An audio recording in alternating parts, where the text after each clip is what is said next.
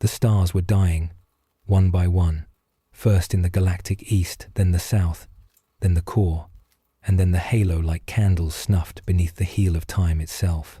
The blacker void crept in slowly, not as a predator, but as a mourner. It did not rush. It had waited long enough, and terror, the cradle of mankind, sat robed in mourning. Its clouds were the ash of uncountable pyres.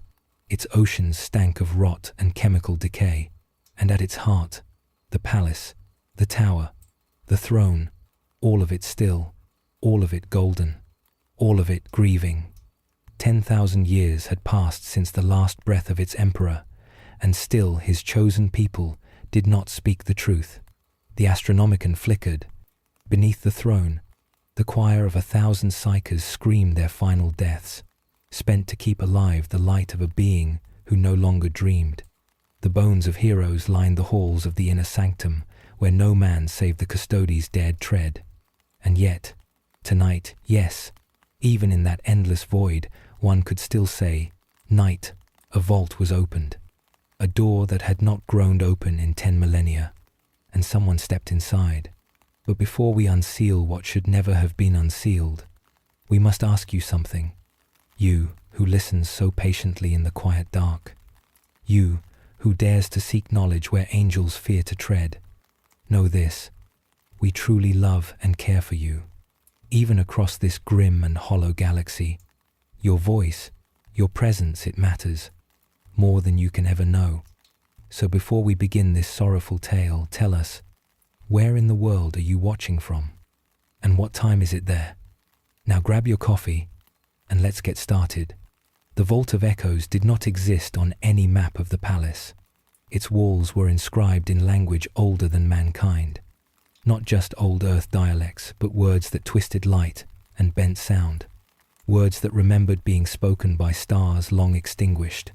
The figure who entered was not one of the High Lords, not one of the Custodies, not even of the Ordo, Malleus, or the deepest agents of the Inquisition. She was a mere scribe, a servant, born blind, raised on whispered prayers and decaying catechisms. Her name was known to no one, not even the scribes around her. She was chosen, not for brilliance, nor bravery, nor zealotry, but because she could not be broken by the truth. She walked with bare feet across gold-veined stone, each step echoing as though it struck the bones of terror itself. Around her, the air shimmered thick with memories that did not belong to her. She was being guided, a voice in her thoughts, gentle and ancient. You are the last, child, the last who can know. The rest would burn. At the vault's heart was a pedestal. Upon it, sealed in black adamantium and bound with chains inscribed with burning runes, lay a book. It was not large, nor ornate. There were no skulls, no icons of the Aquila, no dripping wax. Only simplicity, only silence. The chains uncoiled, the book opened, and from within it spilled a memory, not of words, but of grief. Before the Great Crusade, before the birth of the Primarchs, before even the rise of the legions, there was a man, not a god, not yet. He walked among the ruins of a dying earth. 1,000 micro-kingdoms burned in atomic fire. Psychers screamed in the mud. Warlords wept blood onto their rusting thrones. And he walked through them all, untouched by time or flame or madness. He did not speak. He remembered. He remembered the dawn of humanity, the old night, the first whispers of the warp, the moment the stars grew mouths and began to lie. He had seen it all, lived it all, and he had come to one conclusion. They cannot be trusted to guide themselves. Humanity was a river with no banks, crashing in every direction, carving ruin into its own shores. He would give it a purpose, a path, a hand to guide it. He would be that hand. But he was not alone. There were others, ancient, immortal, unseen, beings born in forgotten ages, before terror had even named itself. Some called them perpetuals, some abominations, some the first men, and among them was a woman, cloaked in grey. Her name was Erda. She stood beside him at the beginning. She taught him how to hide his mind from the warp. She warned him of what lay behind the veil. She loved him once, and when she saw what he was becoming, she fled from him forever. The book whispered of the Primarchs not as sons but as sacrifices. They were born not of love, nor lineage, but ritual. Their creation demanded more than flesh and gene seed. It demanded pain. For every Primarch born, a dream was unmade. A soul fragment shattered. A light extinguished in some unseen corner of the galaxy. They were not warriors. They were keys. Keys to what? Not even the Emperor would say aloud. One of them was different. Not stronger. Not wiser. Just listening. Even before his rebellion, Horus Lupercal had dreams he could not explain. Visions of a golden being, chained beneath a dying Sunday whispers, in a tongue he had never heard, but felt etched in his bones. He once asked the Emperor, "What lies beneath the palace, Father?" The Emperor said nothing. That was the first betrayal. The memory sharpened. It showed the throne not as it was now, but in its first form. Not a beacon, but a cage. Not a bridge to salvation, but a lock built to contain something vast, formless, awake. The Emperor stood before it alone. His face was young. His eyes were tired. In his hands, the fragments of a soul burning still with power stolen from the warp itself. And behind the golden cage, a voice, older than chaos, older than the stars. "You took what was mine. I took what we needed. You will not hold me forever. I only need long enough." He turned away, sealed the throne, lied to every being that would ever serve him, and walked into legend. The scribe's eyes wept blood. Her mind cracked at the edges, the truth worming through her thoughts like fire through silk. She did not scream. She closed the book. The chains rewrapped it. The voice whispered one last time, "Tell no one, or everything ends." She stepped back into the dying halls of the palace, her soul forever branded. And deep within the throne, beneath the prayers and the sacrifice, the soul of the Emperor flickered, not with power, but with fear. Would they love me still, if they knew the truth? There was a time when terror had no throne, no banners, no names carved into the crust of the earth, like wounds that refused to heal. There was only hunger, fire, silence. The age of strife had left the cradle of humanity not merely broken, but desecrated. Oceans had boiled. The sky had cracked. Machines that once touched the stars now lay rusting beneath radioactive snow. Across the world, techno-barbarians raised pyres of screaming psychers to ward off the nightmares that hunted in the warp storms. Cities built by ancients became tombs.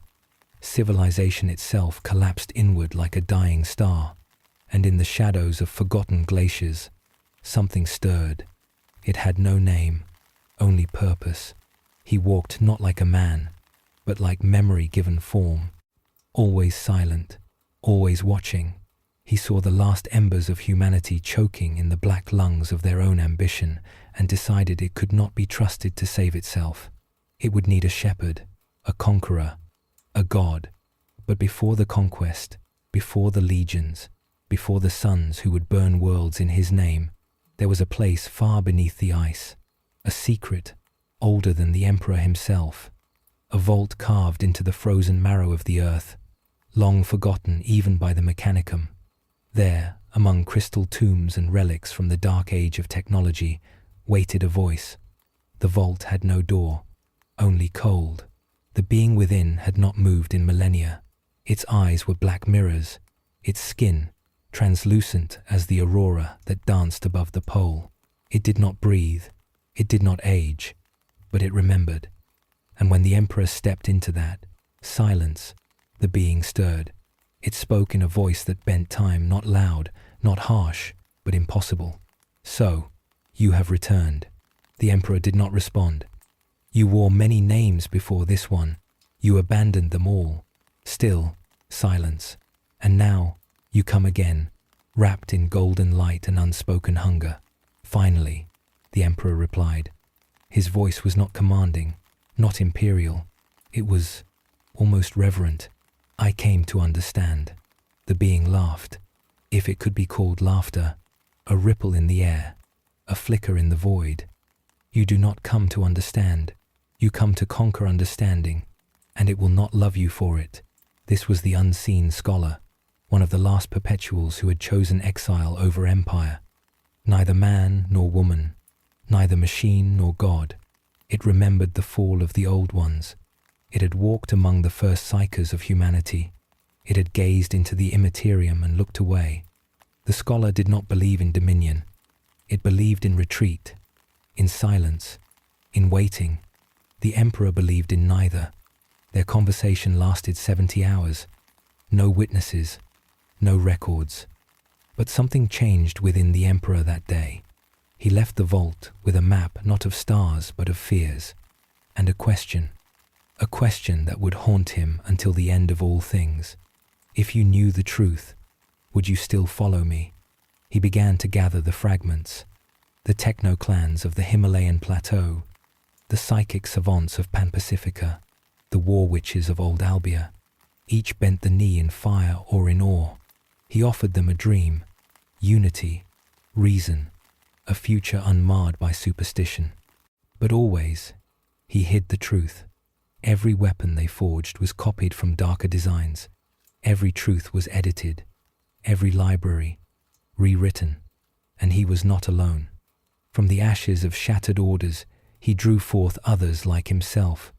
They called themselves the Sigillite Conclave, Malkador, the Preserver, Erda, the Mother Genitor, Amar Ahk, the Pale Librarian, Xerxes, the last, of the Silver Flesh, and others' names burned from history like heresy from parchment. Together, they planned the future. But from the first meeting, the seed of doubt was planted. Erda did not kneel when she entered the chamber. She did not bow to the emperor, nor to Malkador, nor to any of the golden-armored custodians who flanked the walls like statues carved from fury. She looked only at the gene lattice hologram flickering between them, the Primarch project.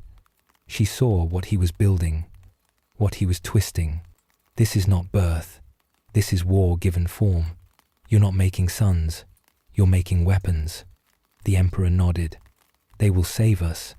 She shook her head. From what? And he would not answer. Malkador placed a hand on her shoulder, gently. There are things we cannot risk telling. Not yet. Not ever, Erda corrected. That's how you keep the dream alive, isn't it? You feed them hope and bury the cost. The pale librarian, eyes clouded with foresight, spoke softly. One will betray you, not by will, but by design. You made him that way. The room grew silent. The emperor said nothing, but a muscle in his jaw clenched. He was already seeing Horus in dreams he could not control. Outside the chamber, storms tore across Terra's surface. Warp lightning flashed through the upper atmosphere, igniting satellites like paper in a furnace. The great cities of the north drowned in tidal floods. And still, he built. The legions were not yet born, but their names had already been whispered. Their genetic precursors, the unaugmented gene casts, trained in silence. Some screamed in their sleep. Others died in their cradles, their DNA unable to hold the weight of what they were meant to become.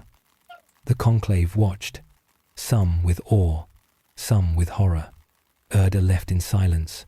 Malkador stayed, and the emperor wept when no one watched. One night, far below the palace, in a chamber so deep, the earth itself trembled to hold it. The emperor stood before something ancient. It had no face, no shape, a mass of light and thought, screaming behind a veil of golden psychic bindings. This was the first truth, not a being, but a cost, a raw wound in the fabric of reality, bound beneath the foundations of the Imperium. Before it was even born, he had bound it, he had stolen from it, and it remembered.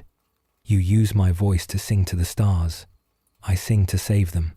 They will not thank you for it. They do not have to. You built a cage. One day, they will find the key. Then I must never fall. The Emperor walked the surface of terror again before the crusade began. He looked at the people, the starving, the dying, the dreaming. He saw their hatred, their faith, their hope. He saw their future, and he knew, if they ever learned what he had done, if they saw the thing beneath their feet, if they heard its voice instead of his, they would never follow him again. So he rewrote their history, burned their gods, erased their prophets, and declared himself the only truth that remained. In the silence of that truth, a young Custodes once asked Malcador, "Is he afraid?" Malcador looked at the boy for a long time, then said, "He is not afraid of death, nor war, nor chaos. He is afraid of love." Love? Because love would ask him to stop. Beneath the ice, the unseen scholar watched the stars flicker above the poles. It whispered into the void, "So, you've chosen your path, old friend. Let us hope your sons never find the road that led you there." Beneath the scorched marble of the imperial palace, far below the golden domes and the blood-washed banners of victory, there lies a vault, not a treasury of gold, nor a reliquary of sacred texts, but something older, colder, and infinitely more forbidden. This vault is not spoken of, even among the Adeptus Custodes. It has no designation, no cogitator entry, no record in the archives of terror. It is as if the stone and steel remember to forget it, and yet it exists. It is built not with the adamantium of the present, but with an alloy lost to time, a material known only to the pre-heresy gene crafters and psychic architects who once walked alongside gods. Its entrance lies buried beneath layers of psychic wards and blank space anomalies so profound that even the Ordo Malleus shudders at their whisper. It was made to house what should not be housed. It was made to forget, and it was the Emperor's will. Long before the fires of the Great Crusade were lit, long before Horus ever knelt at the feet of chaos, the Emperor had descended into this place, alone, unaccompanied even by his Custodes, for what lay within this vault was not fit for eyes that still dared to dream. He stood upon its obsidian threshold, his armor not yet marked by the campaigns of 1,000,000 worlds. In his hand, he carried no weapon, only a relic of stone, etched with symbols that defied all translation, vibrating with meaning that echoed beyond the veil of time. He entered, and the door sealed shut for 10,000 years. For 10 millennia, no one entered again. But what, then, was placed inside?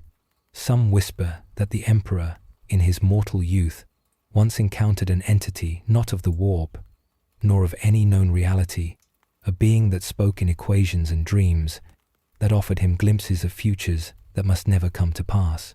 Others say he captured a shard of something greater, an echo of the void, the first darkness that existed before the old ones or the warp itself. Some say it was knowledge, pure and unfiltered, a map of all that was, is and would be, written in the scream of uncreation. What is certain is this: the Emperor did not destroy it. He locked it away, not out of fear. He feared nothing but out of necessity. Even the master of mankind knew that there are truths so corrosive, so utterly obliterating to meaning and hope, that they must never be known, not even by gods. For knowledge is not always a gift. Some knowledge is hunger, and so the vault was built.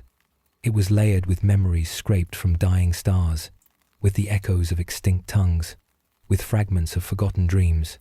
The Emperor bled something of himself into its walls, his will, his rage, his silence, and there it slept. But vaults do not stay sealed forever. There came a day during the Great Crusade, a moment unrecorded, unwitnessed, when the Emperor returned to the vault. He did not come in triumph, nor in ceremony. He came alone again, as he had the first time, and in his eyes burned a doubt that had not been there before. Perhaps it was after Monarchia burned. Perhaps it was after the Night Lords began decorating their ships with the flayed skin of conquered worlds. Perhaps it was after he looked into the soul of Lorgar and saw something not born of faith, but of hunger. In that moment, he knew the vault must be opened again. He entered and did not emerge for 3 days. When he did, he was changed. Those few among the sigillites' inner circle who caught a glimpse of him afterward said his aura was different, brighter in places, darker in others, as if something had been rebalanced or unbalanced, as if he had seen the future again, and this time he did not look away. From that day forth, the Emperor's pace quickened. Projects were abandoned.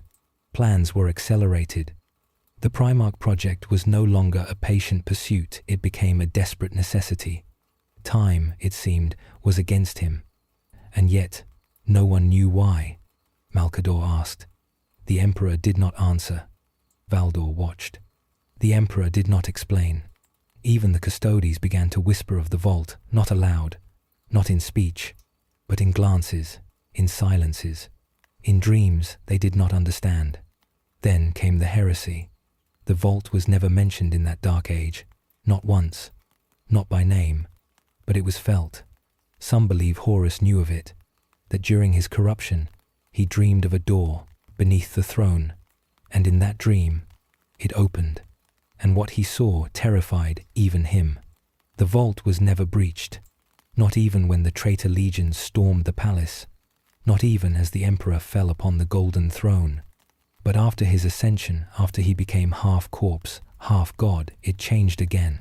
Its seals grew colder. The air around it became thick with paradox.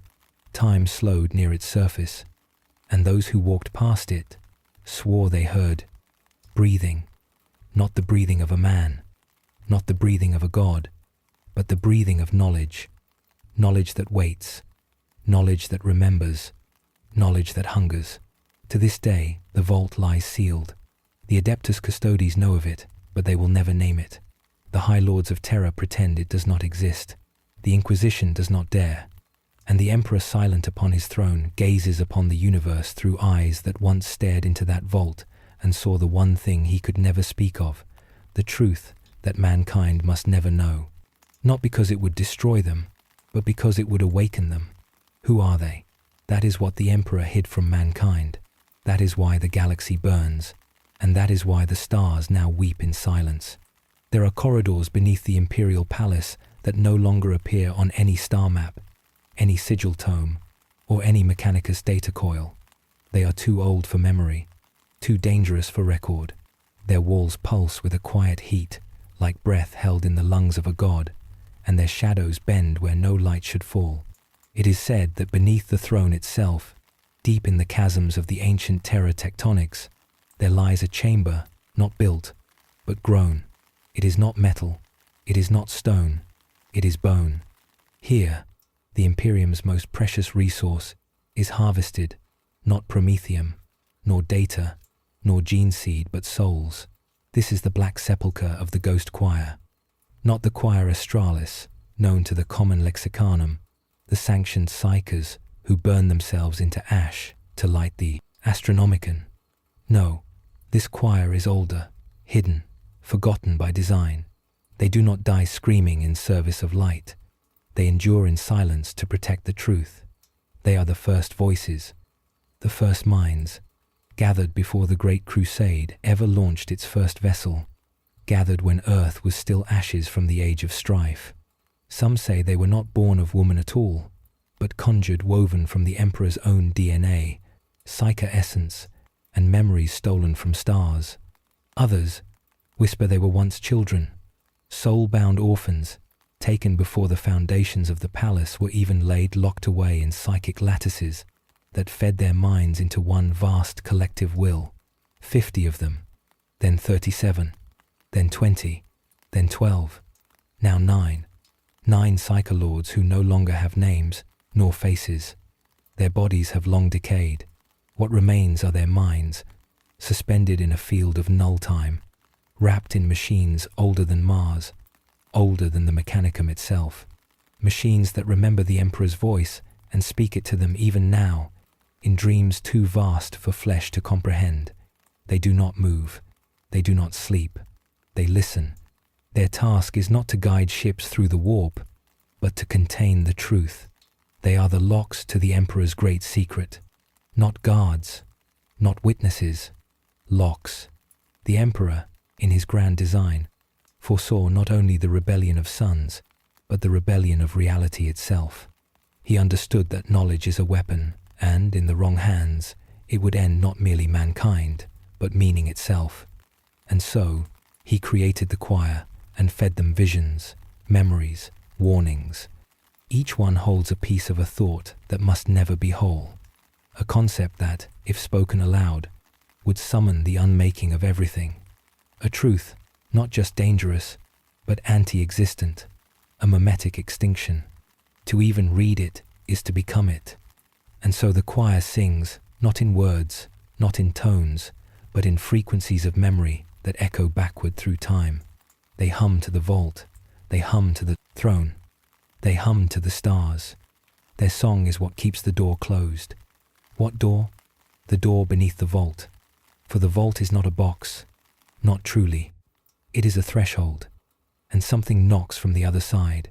Some say it is a name, others say it is a god, unborn and already dead. The choir knows. They do not fear it, they contain it, but they cannot contain it forever. The ninth singer, the last of the original minds, began to fracture 300 years ago. The tech priests noticed a degradation in the mnemonic lattice, a warp spike of impossible geometry. They could not translate the song he sang, but the choir could, and they wept, not with sadness, with recognition, for what he sang was a prelude, an echo of something returning. They tried to silence him, cut the lines, kill what could not die. It did not work. He no longer sings. Now he listens. He listens to the void beneath the vault, and it listens back. The Inquisition was summoned in secret 6 inquisitors of the Ordo Malleus, 12 from the Ordo Hereticus. None returned. One of their voxcasts played for 7 days after contact was lost. It did not contain words. It contained memory, the memory of a man who had never been born, crying out in recognition of his own extinction. After that, no more attempts were made to breach the choir. They remain untouched now, maintained by servitors who are blind, deaf, and psychically null. Even they dream, dreams of a new light beneath terror. The High Lords do not speak of the choir. The ecclesiarchy denies it exists. But Gilliman, returned from death, has stood before their door. He did not enter. He simply placed his armored hand upon the metal and whispered something in Calthian, a dialect long dead. I forgive you. No one knows to whom he spoke, perhaps to the Emperor, perhaps to the singers, perhaps to himself. What is known is this. After his visit, the choir changed. Their song grew quieter, more urgent, and deep beneath the vault, something pulsed in rhythm. It was not a heartbeat. It was not breath.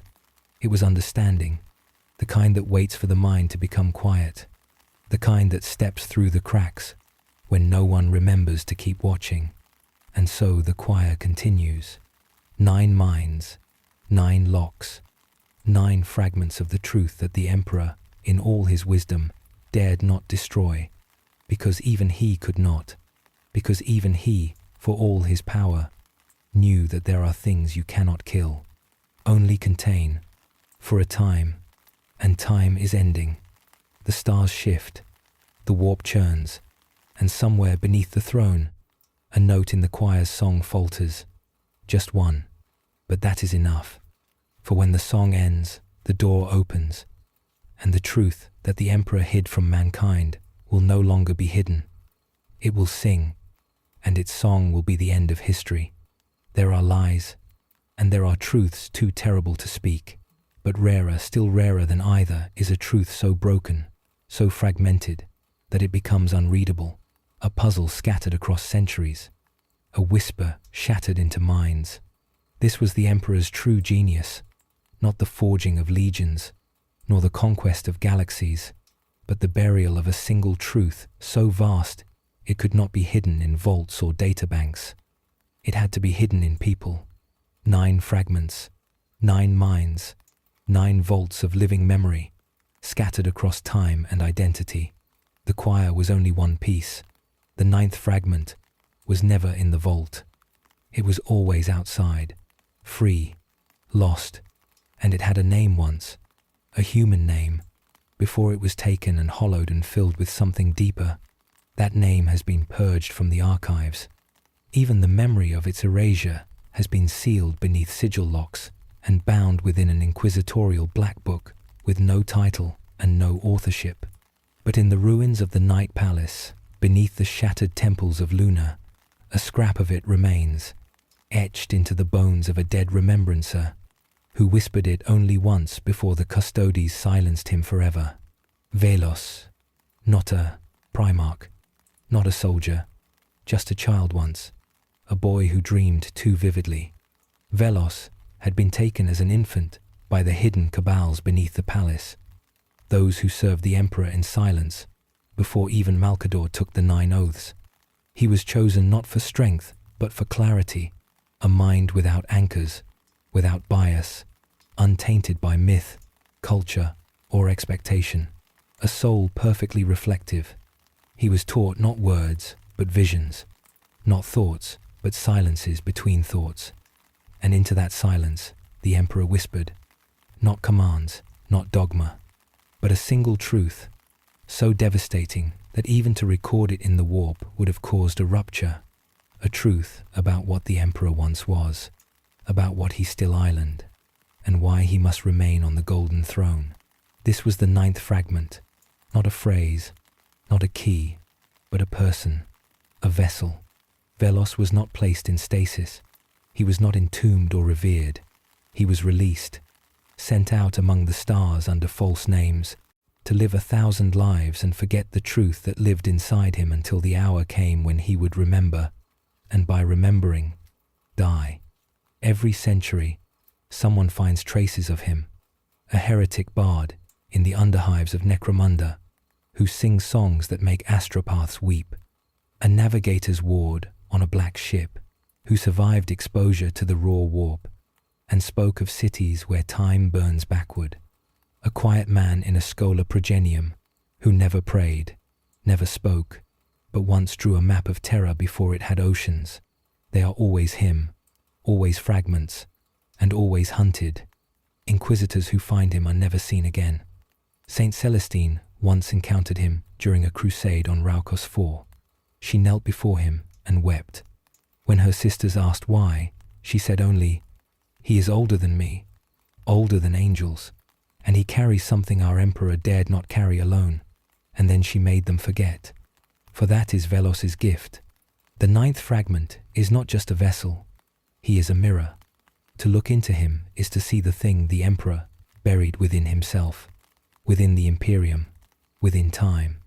And what is it? A sin, not of violence, not of betrayal, but of creation. The Emperor did not create mankind. He did not merely guide it. He rewrote it. At the height of the dark age of technology, the Emperor, then nameless, drifting through shattered time, made a choice. He reached into the warp and found something that should never have been touched. A source of knowledge, raw and perfect. A mind not bound by flesh, not bound by morality.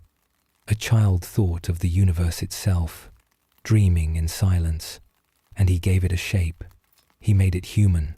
He made us, not by accident, not by evolution, but as a vessel. The 9th fragment is the proof. Velos is not merely a man who remembers. He is the last pure iteration of the human soul, before it was changed. A reflection of what was intended before the fall, before chaos, and his memory contains the coordinates to the origin point, the real vault, not beneath the palace, but outside time, a place not of stone or energy, but of definition, where what a thing is can be rewritten, the same place the Emperor used to write us into being, a place he locked away and swore never to return to, because it was alive, and it remembers him. Velos, in his wandering, begins to remember now. He has no allies, no name, but he walks terror in secret, even now, cloaked, forgotten, but seen by those who dream too deeply. the blind beggar who spoke the true names of all the saints in the Basilica of Saint Marielle, the silent man who made the golden throne tremble by stepping too close. He has begun to hum, and the choir hears him. They do not sing back. They fall silent, because they know what it means. When the 9th fragment awakens, the vault can be opened. Not the vault beneath the throne, the first vault, the one the emperor came from, the one he sealed before history. And behind it lies not monsters, not daemons, not gods, but the source, the root of human definition. To open, it is not to die, it is to be unmade and remade as something truer. The emperor could not allow it, because truth is not safe, truth is choice, and choice is chaos. So he chose to rule, not reveal, to save, not explain, to preserve the illusion of man. But Velos remembers now, and in that memory, the first lock is undone, the lock of silence, the lock of forgetting, the lock of obedience. He walks now toward the vault, not the throne, not the palace, the vault. No one remembers because it remembers us, and when he opens it, the truth will choose whether we remain as we are or return to what we were never meant to be.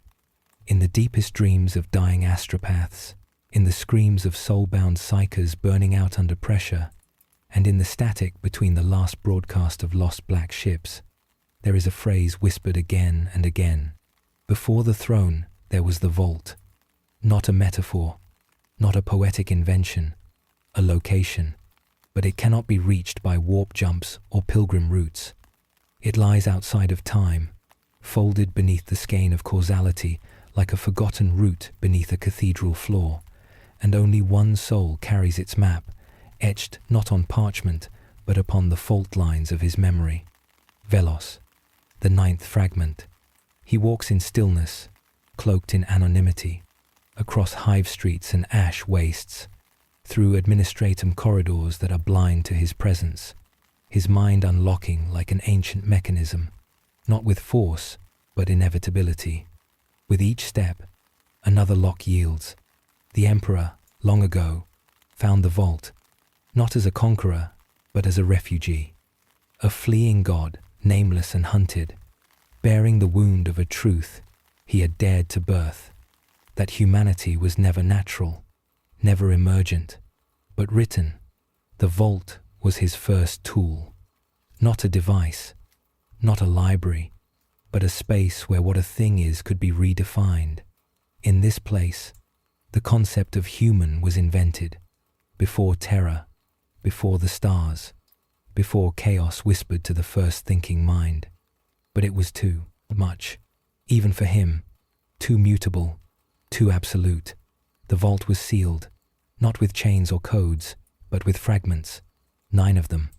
9 living keys minds saturated with portions of the truth, distributed across history, reborn again and again under new names, watched, tracked, culled when necessary, forgotten when not. The choir was made to drown them in song. The throne was built to keep the vault closed. And yet now, as Velos walks, the locks begin to tremble. He passes unnoticed through the undercroft of the Null Basilica on Luna, where even blanks refuse to sleep. The stones recoil from his presence. Statues of saints fracture at the ankles. The pick screens fizzle into static, but no alarms sound. In orbit above, a black ship watches. Its captain, a psyker whose mind is layered with 10,000 compulsions, stares blankly as the instruments fail to detect anything but silence. And yet she weeps, because she has seen this before.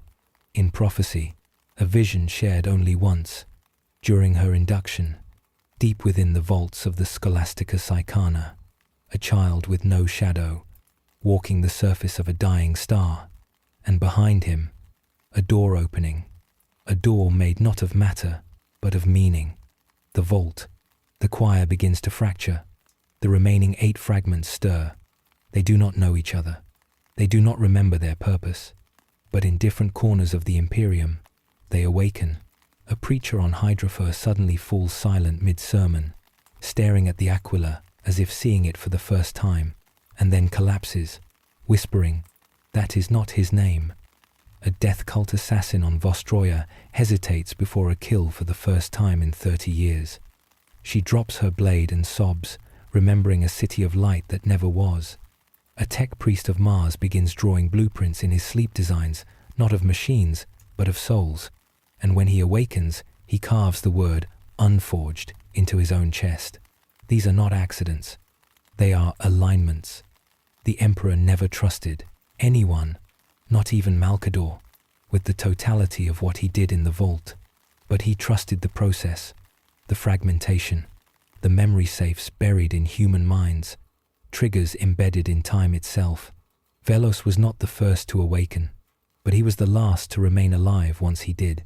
And now he walks toward it, not Terra's throne, not the sanctum, not the Astronomicon, but to where the vault intersects the materium, a singularity of thought made flesh. The first word. It is located, of all places, not on a dead moon or ancient world, but beneath the deepest ice shelf of a nameless moon, orbiting a collapsed star in the Ghoul Stars region, a place so cursed, even Necron tomb ships avoid it. There is no light, no warp signature, no records of this place in Imperial archives. But Velos remembers. He boards a stolen freighter. No one sees him enter. The crew disappears en route, one by one, not slain, but simply forgotten. Their memories scraped away, as if by a hand too ancient to hold names. He is alone when the ship lands, alone as he steps onto the ice, alone as he begins to hum. The vault begins to answer, not with sound, but with definition. The ice ceases to be frozen water. It becomes choice, suspended. The ground ceases to be mineral and becomes memory, compacted. The stars above are no longer stars, they are versions of reality not chosen. And Velos, the ninth fragment, begins to change. He becomes not what he was, but what he contains. Not a person, a mirror not of appearances, but of truth, a perfect reflection of what the Emperor was, before he chose to be the Emperor. The vault opens, not as a door, but as a moment, a question that can no longer be ignored. Do you want to be what you were made to be? It is a question asked not to Velos alone, but to all humanity.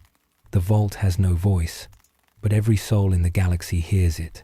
For a brief second, a guardsman on Cadia sees not the battlefield, but a vast ocean made of thought, and hears his mother's voice before she died. On Holy Terra, every astropath falls silent. The Astronomicon flickers, and the Emperor stirs, but not in flesh. In memory, the golden throne cracks. A thin line only, no sound. But Malkador, long dead and never gone, screams within the warp. The vault is not a place. It is the first definition.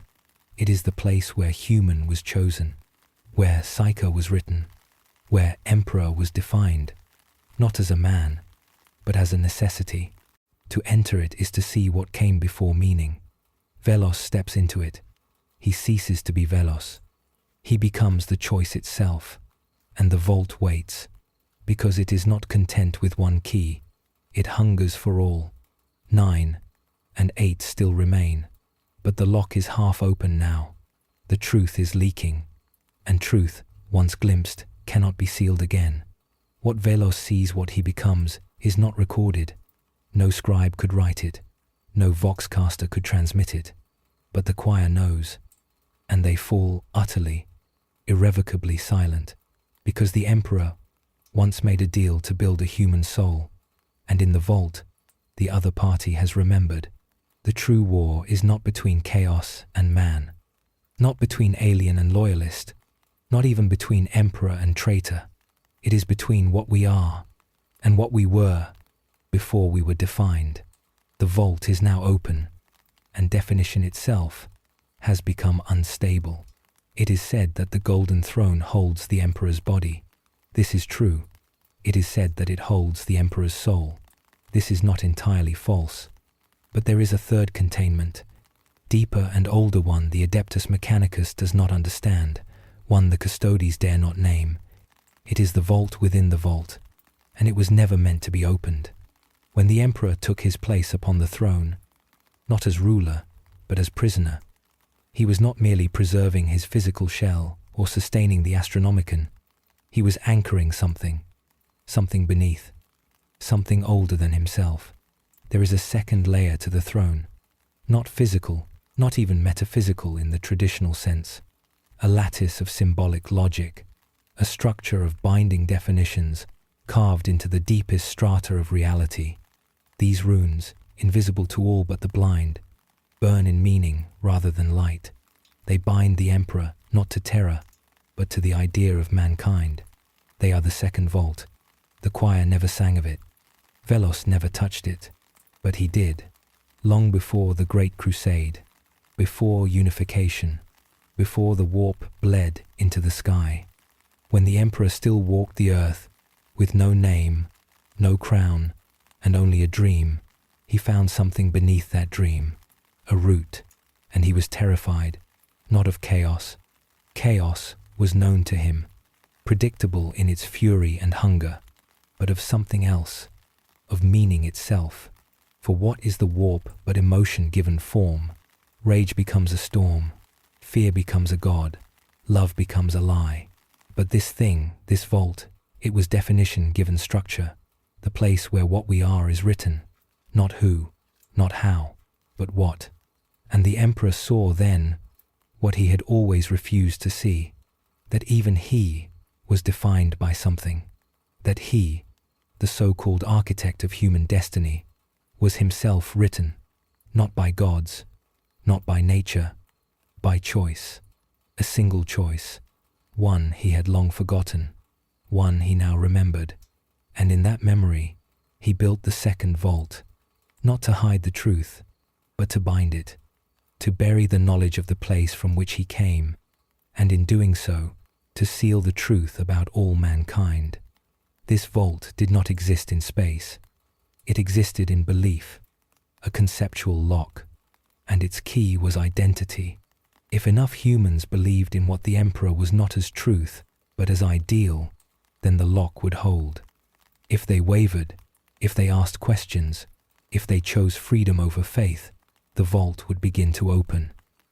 That is why the Imperium became what it island, not by accident, not by corruption, but by necessity. Faith was not the emperor's plan, it was his shield. Doctrine was not the Imperium's failure, it was its sealant. Every cult, every catechism, every lie told by priests and inquisitors, all of it was part of the lattice. A structure of thought meant not to protect the people, but to protect the vault. And what is inside? Not a monster, not a power, but a story. The first story, the one the universe told before the warp, before gods, before time. A story that explains why man must suffer, why he cannot evolve, why his soul burns brighter than the others, and yet always destroys what it touches. Because man was not born, he was written, a character designed for a narrative, a story of tragedy, of heroism without reward, of defiance against the impossible. And it was the emperor who wrote it, not because he wished to rule, but because he wished to be free. The vault holds this story, holds the blueprint of humanity, and if it is opened, that story can be changed, the roles rewritten, the ending undone, but only by one who remembers the first line, only by Velos, only by the 9th fragment. And now he draws near. The vault trembles, not because he touches it, but because he remembers it, and remembrance is the first act of revision.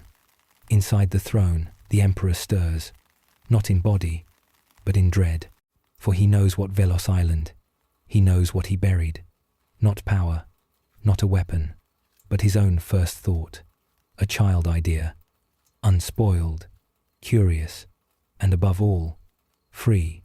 Velos is not the emperor's son, he is the emperor's possibility, the life he could have lived had he not chosen to define himself as ruler.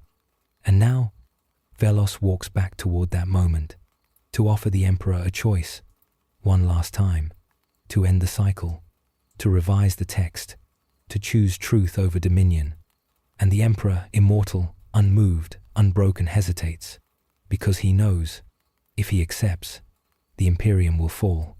But if he refuses, mankind will never change, and the vault will remain sealed forever, a prison not of chains, but of purpose. For 10,000 years the Astronomicon has burned.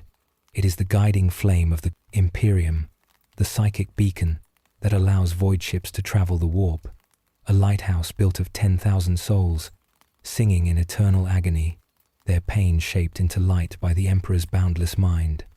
It has never flickered, not once, not during the Horus Heresy, not during the Age of Apostasy, not even when the Cicatrix Maledictum tore the stars apart.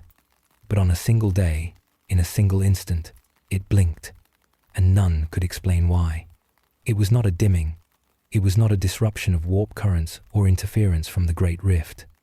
It was a blinking, a momentary lapse in meaning, a second in which the Astronomicon did not shine because it did not exist. The navigators of House Belisarius were the first to feel it. One by one, they clutched their heads and screamed. They did not go mad. Madness would have been mercy. No, what they experienced was clarity, a glimpse of a universe where navigation was a lie, where warp travel was a cruel hallucination, where the idea of direction itself was unwritten.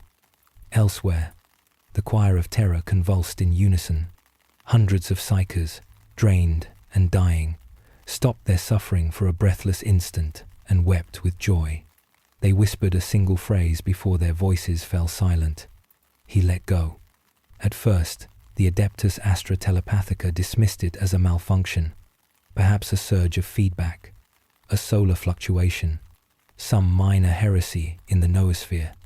But the custodes knew better, for they had felt it too, not with their minds nor with their bodies, but with something older, something they could not name. It was the feeling of freedom, and it terrified them. The Emperor had loosened his grip, not completely, not for long, just enough to remember. And the consequences rippled outward not just through space, but through possibility. On Cadia, the dust of the pylons stirred, as if exhaling. On Mars, the Omnissiah's seal blinked to null for 0.7 seconds. On Baal, every surviving sanguinary priest dreamed of another, sanguineous, one who refused to die. On Makraga, Robute Gilliman paused in his endless ledger work and cried, without knowing why. But most importantly, most fatefully, on a shattered moon orbiting a nameless dead star, Velos felt the blink, and he remembered, not a memory of his life, but of before life, before name, before identity. He remembered being written, a clause, a comma, a flaw in the Emperor's sentence. He remembered choice, the original one, and with that he spoke, not aloud, not in any language, but in revision, a single edit, whispered through the warp, "Let me be more than you feared." And reality listened. The Astronomicon flared back to life, but it was not the same. The navigators felt it, a strange texture beneath the beam, a grain of rebellion, a chord of sorrow. It still pointed the way, but now the path led not just through stars, but through secrets. Velos moved. The Imperium did not know it. The High Lords did not speak of it, but the Emperor felt it. He felt his younger self, walking the words of the vault, stepping closer with each hour, each breath, each belief reconsidered. And once more, he was afraid, not for mankind, but for himself, because the blink had cost him something, not power, not control, but certainty. For the first time in 10,000 years, he doubted his choice, and the vault began to listen. It had waited too long, starved too long, sealed beneath doctrine and destiny. Now it hungered. It tasted the hesitation of its author. It dreamed of a new draft, and all it needed was a single breach, a moment when faith cracked and truth seeped in. That moment was coming. Velos was coming. And in the silence of the Golden Throne, In the gaps between tortured breath and fractured time, the emperor prepared to speak, not to command, not to condemn, but to confess. Because the blink of the Astronomicon was not just an accident. It was not a failure of will. It was not a moment of weakness. It was a signal, a flicker of permission. The emperor was saying, I cannot hold this forever, and perhaps, just perhaps, I should not have tried. Beneath the imperial palace, beneath the sub-vaults, the tombs, the crypts of forgotten legions and vanished saints, there is a place no map dares name, a place even the Adeptus Custodes pretend does not exist. They call it the Eighth Vault. Not because it is the eighth in a series, not because of any numerical order, but because it is the eighth thing the emperor ever hid. The first was his true name. The second, his origin. The third, the fate of the Thunder Warriors. The fourth, the lie of unity. The fifth, the truth of chaos. The sixth, the bargain with the Void Dragon. The seventh, the final words of Malcador. And the eighth was this place. It is not a prison, nor a shrine, nor a tomb. It is a recording, a wound etched into reality. A vault, not of stone, but of memory, a preserved echo of what he could not destroy, only lock away. It was not built. It was bled into the bedrock of terror, sealed not by force, but by regret. The eighth vault hums, constantly, with the sound of a question never answered. And now, it is awake. Underscore, underscore, underscore, underscore, underscore, underscore, underscore, underscore, underscore, underscore, underscore, underscore, underscore, underscore, underscore, underscore. Velos felt it first, not as a sound, but as an ache behind the eyes, a tension in the marrow. The air itself seemed to resist thought, as if it remembered being something else. As he moved through the palace ruins, through fractured maintenance tunnels, long-forgotten crypt shafts, and dead gene seal elevators, he realized that the imperial dungeon had not just buried the vault, it had tried to kill it. Every hallway twisted slightly, every corridor bent away from its truth. The light flickered not from disrepair, but as if it knew too much. Even the walls wept. Black oil seeped from joints in the stone like sorrow returning to stone. And through it all, Velos remembered, not with logic, not with recollection, but with the echo of decisions he had never made, of arguments that had once shaped galaxies. The vault was not a place. It was a conversation, one between the emperor and himself.